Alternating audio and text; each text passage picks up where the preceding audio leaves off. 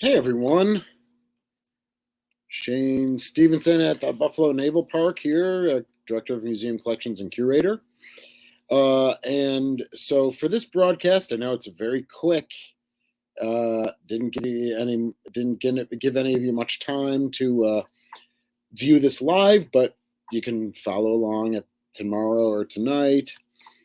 So this live session is just going to be kind of going over some of the new things that we're doing here at the Buffalo Naval Park for 2023. And then also a little update on the Sullivans towards the end of the live stream. So thank you all for watching. And hopefully, I know there's people from all over the country and a few people from all over the world, so you probably can't get to Buffalo, but if you do, and you do come here, these are some of the events and things that you can take advantage of. So I do have a PowerPoint. All right, I've used that before. Hi, everyone. Hey, hey, Scott. Thanks for being here, everyone, live. I know this was very impromptu. So I'm going to try and share the PowerPoint. Now, it's a new way of doing it that StreamYard did. So I'm hopeful that I can get it right. Hey, Eric. I don't know. What do you think? Are the Sabres going to make it this year? I don't know. Oh, hi, CC. So let's see here. So, yeah, updates for 2023. Let's see. Share. Okay. Oh, no, don't want that one. Want that one. How about that? Okay. So one of the things that we've decided to do this year, I talked a lot with Jonathan at the USS Iowa during our conference at the Historic Naval Ship Association in Hawaii this past year. And he and the USS Iowa, he's the executive director, and he was just like, we swear by Addon tours. So these are tours that go above and beyond the regular ticket price. And I believe I have our ticket structure at the end of the PowerPoint here. So I think this year I'm giving 48 extra tours between these add-on tours and the traditional Curator tours this year. And they're every other week, and then they rotate guided missile sips, the weapons control, or the gun tour.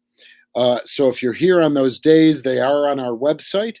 But if you're here on those days, you know what, guys? I'm so sorry. I don't even know the price. Maybe $10, maybe $15. You'll get an extra hour tour with me visiting these spaces.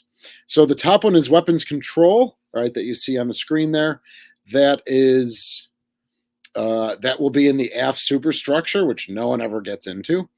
Talking about the weapons control on board, the Galveston classes and the Providence classes, and those were used with the radar and the Talos missile systems and the guidance and tracking systems to then launch the Talos missile. So that has not been opened ever. The crew have been working on getting it cleaned up, and I actually did do a video on our YouTube channel. I think it's called Weapons Control USS Little Rock. So if you wanted to see the space beforehand, you can go to that video. It's been cleaned up since then. I think we're working on getting some lighting back. And then the gun tour, that will be, we're going to go into Mount 55 on the Sullivans. We're going to go into the 6-inch barbette and probably down to where the powder and ammunition and projectile magazine was for the 6-inch. And then, going on Croker and talking about the torpedoes and things like that. So these are add-ons, as we say. If you want to do it the same day, you buy a ticket. And then if you wanted to have this extra hour tour, you would do that with me. So those are on our website. Of course, the Curator tours will be available. That information is also on our website. You'll see the pricing there, $55 per person or $50 for a member if you're a member.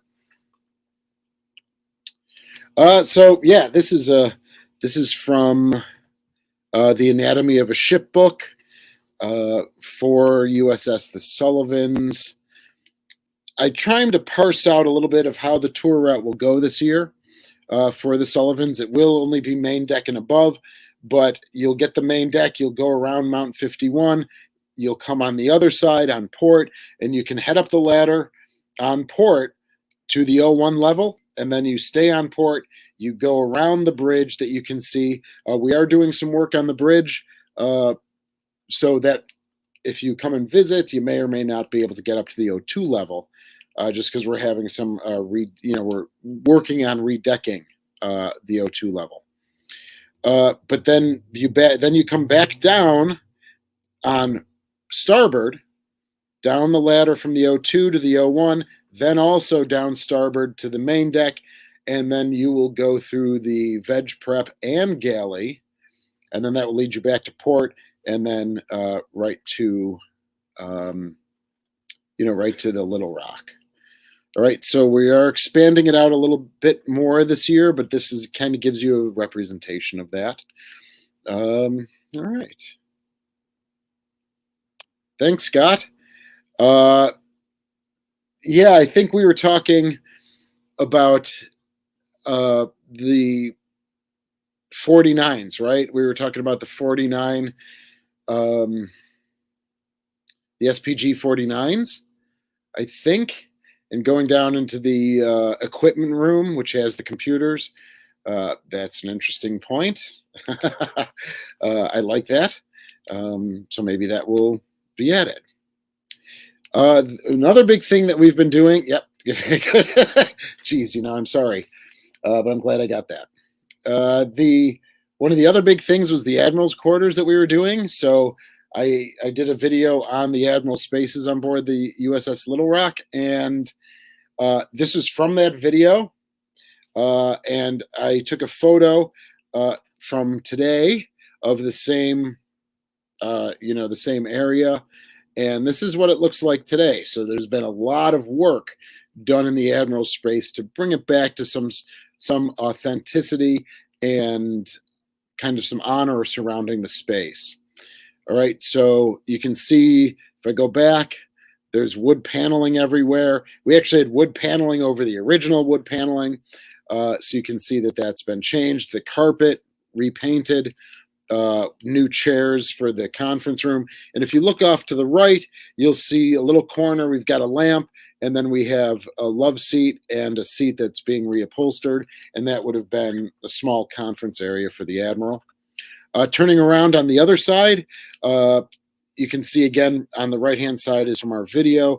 The left-hand side is from today. So you'll see that that's where you're seeing the table and the lamp, and then the phone. That is that area that you see the plaque and that white, the white framed portrait or whatever, and all that, wood has been taken off. And we've brought back some of the equipment that would have been in that room too. So that's a very exciting prospect that Bill Abbott and the crew have been working on for a good portion of the off season. Yeah, thank you, Scott. Okay, so Richard asks, does your museum still have relationships with the local Sea Cadet unit? We do. They come on board multiple times a season, and they will be doing that again this year. At some time in the past, they were the Sullivans division, and they stayed on board the Sullivans. But when I started here, they had already moved to the Little Rock. So most, all of their offices and where they stay on board is on the Little Rock. But eventually, when the Sullivans comes back from dry dock, we would like to get the Sea Cadet Sullivans division back onto the Sullivans with the berthing and things like that. So, but yes, they are still here. All right, one of the things Stephen is planning as education director is America Adventure Days. This is something new that we're doing this year. And so you can see on this calendar what we have going on various days. And so he'll have Marines here. He'll have Coast Guard, Army, Navy, First Responders Day. And so what he's doing is creating a program for kids and families about those days. But you can also see that then there'll be a naval battle at Guadalcanal, a Pearl Harbor Day, Halloween on October 28th. So throughout the season, he's going to be having armed forces and first responders here probably in our hangar building that people can meet and greet and learn more about it. There'll be some activities for kids and things like that. So that's a nice program that's new for this year. Also, he started this premier weekend for overnight encampments. So if you or anyone you know has a troop, we get a lot of troops from Cleveland, the Northeast Ohio area, Pennsylvania, certainly Canada, and then east of the rest of upstate New York. So if you're involved with the troop and you want to have an overnight encampment here, you can contact Stephen. But we also, this is the first time we're doing a premier weekend, which is a 2-night stay. Usually our overnights are just one night, it's from Saturday to Sunday. This is a Friday through Sunday. And it also includes a Buffalo Bisons baseball game. All right. And the Buffalo Bisons are a AAA affiliate of the Toronto Blue Jays. All right. We were in the National League, if you can believe it. The Buffalo Bisons were in the National League from 1870. Well, I'm going to get the dates wrong. 1880 to 1885, I think we were part of the National League of what was Major League Baseball back then. So we do have a 5-year stint in the pros. But since then, we've been either in the International League or AAAs, things like that. So you will get a baseball game with the ticket, which they're always fun. Oh, and a Mother's Day sale, Mother's Day flower sale. All right. So that's something that we've been doing for a few years now. It's very successful. When my mother was alive, I would buy flowers, and it supports the park. It says pickup. So again, if you're far away, this might not work for you. But if you are local and you want to show some love to your mom, stepmother, you can always do that. So that's, again, something we're doing this year, maybe the 3rd year in a row for it. So that's another little fundraiser. Is that it? Oh, no. And then here's our ticket structure. All right. I just went to the Buffalo Science Museum with my sister and my niece. The ticket was $26. So I was surprised that it was like that. But our adults are 18. Youth you'll see the ages are 12. Seniors are 15. Veterans are 13.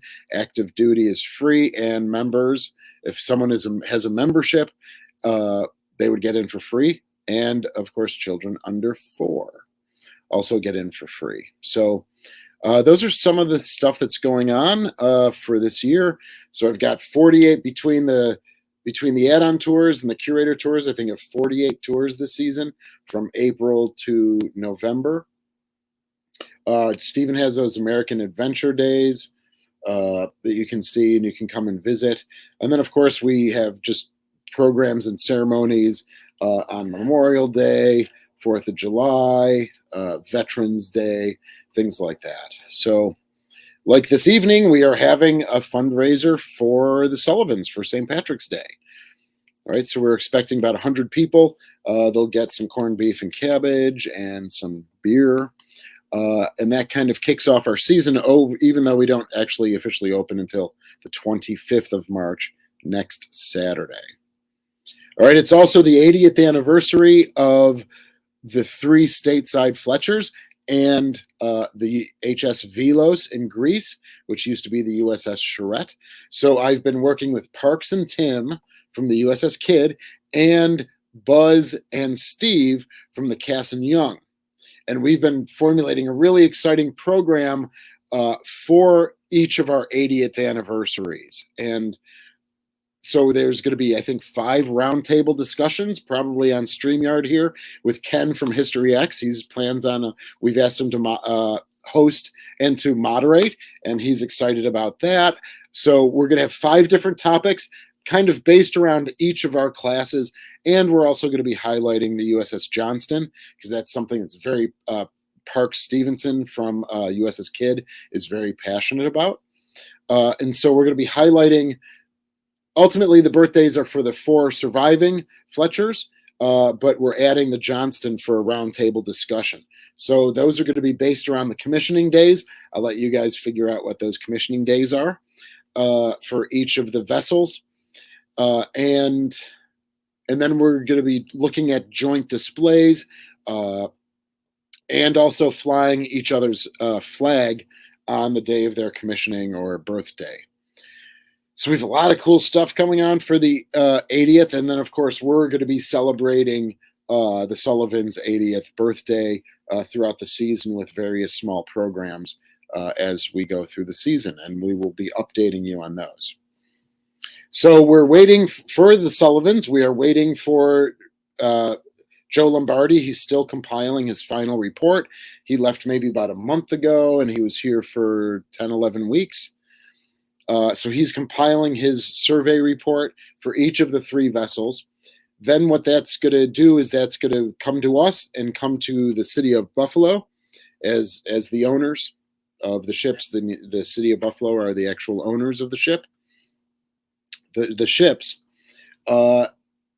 And then they're going to review it. We're going to review it. And then we're going to come together and figure out the way forward based on the discussions with the city, Joe Lombardi, and us.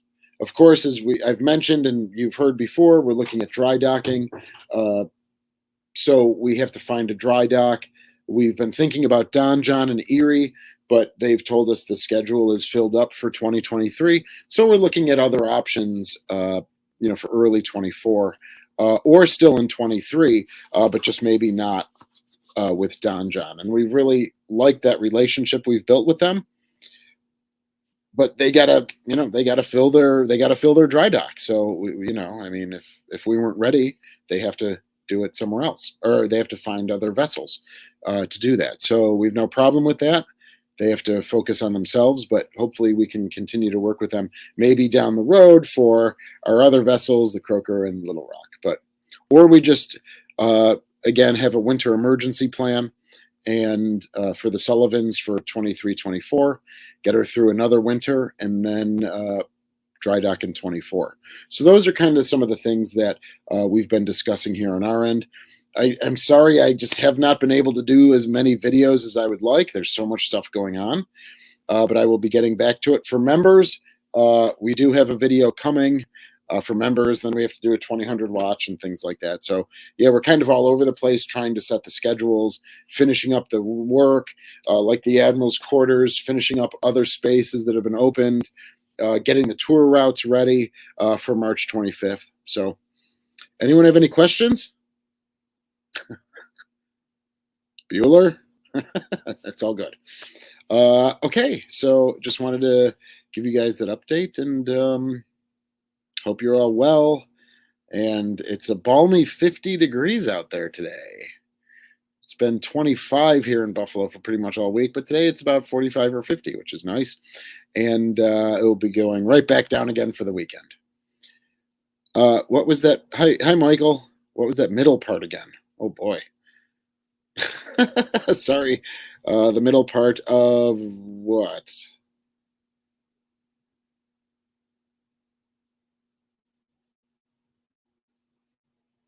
Yeah, Michael, I'm sorry. The middle part of what? Is there a specific thing? Scott. Yeah, we're still thinking about. Oh, thank you, Michael. It's hard to read those things when it's in a. What's that middle part again? That was great. Oh, that thing when you said that thing, right? Right. You said something. You looked at the camera and you spoken some words. So that thing, right? Yeah, I like it. The restoration sponsor of a ship or spaces on board. We'd like to see that happen, especially as we move forward. Like I've worked. It does get a slippery slope, though. It's a good idea, but I don't want signage like Home Depot or True Value or Moog or any of these other companies that are around here, Lindier or Praxair or something. Having their company names all over the vessels. But it is a way of. So usually, what we do is if we have a sponsorship. They get recognized. They have a party for the family or whatever. But yeah, we've not been like labeling things. Um, so they do get recognized.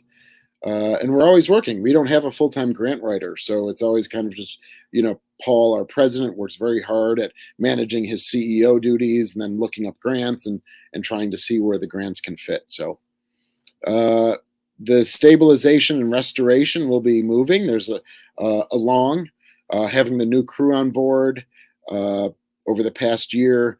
They have some great momentum going, and they have some great ideas of what can be made available. So, oh yeah, Scott. Sorry, thank you. Yeah, yeah, a YouTube space. Yes, you have my email, I believe. So yeah, send me an email about that. Maybe you already have a while back, but I love that idea. So yeah, thank you. Send me an email, Scott, and we can talk further on it, or at least I could bring it up at a staff meeting. All right, everybody. Don't mean to take so much of your time. Thanks so much for checking us out. And thanks for all of your support. And we will see you again soon. Yes, I did. Yes. Thank you, Scott. I'm going to make a note of it right now.